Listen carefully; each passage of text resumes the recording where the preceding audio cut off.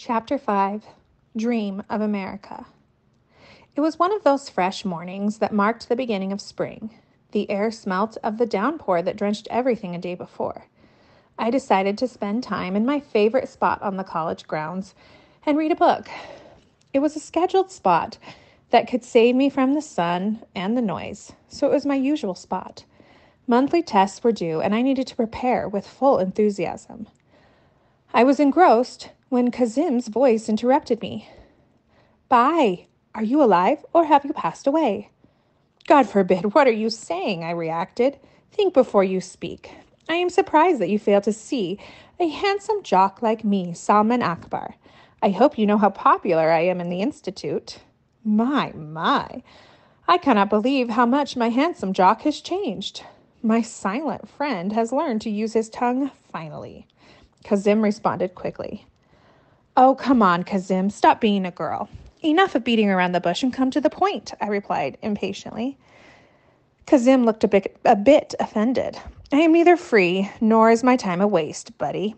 If you want to sit in isolation and burn the pages of this book with your stare, please keep doing it." He got up and pretended to leave out of habit. "Oh, flop actor! Even if I don't ask why you have graced me with your company, will you leave without telling me?"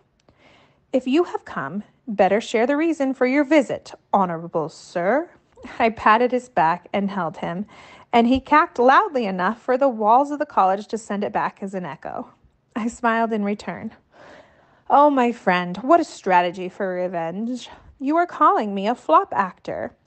"That was some courage you showed." He laughed heartily.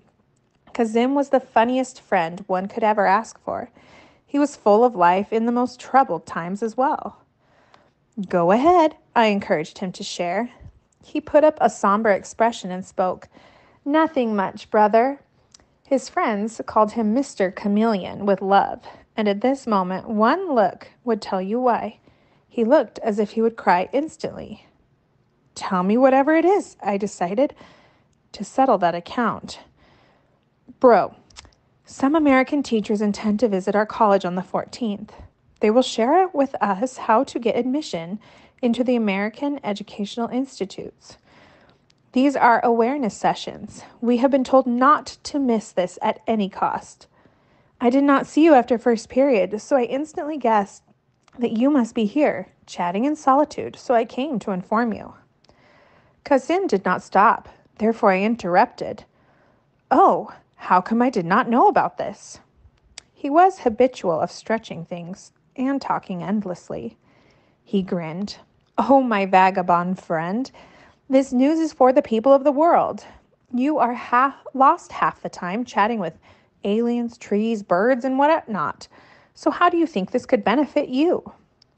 I am amazed at this. Here, news spread like wildfire, and nobody seemed to be talking about this big news.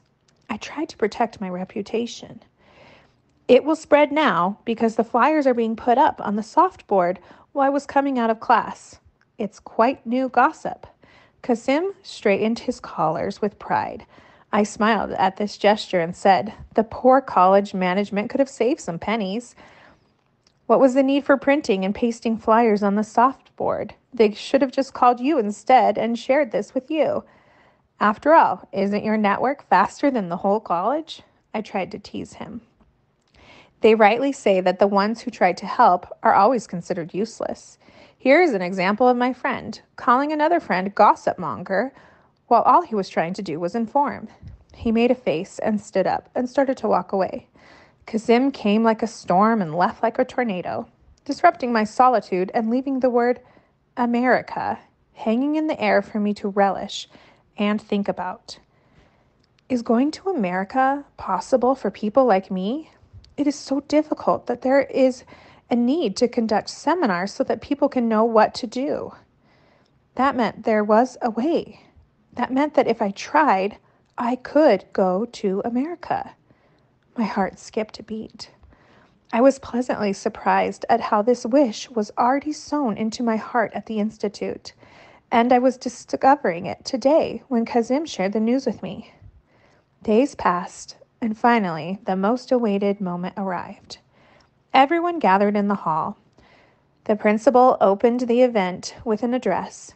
He told everyone in the hall to listen attentively. Then the guests took over the stage and introduced us to the American culture and lifestyle. I kept gawking at the bright, full of life and color, and beautiful pictures of the USA. I was completely enchanted. I had no idea that Kazim was one of the effectees of this magic, too.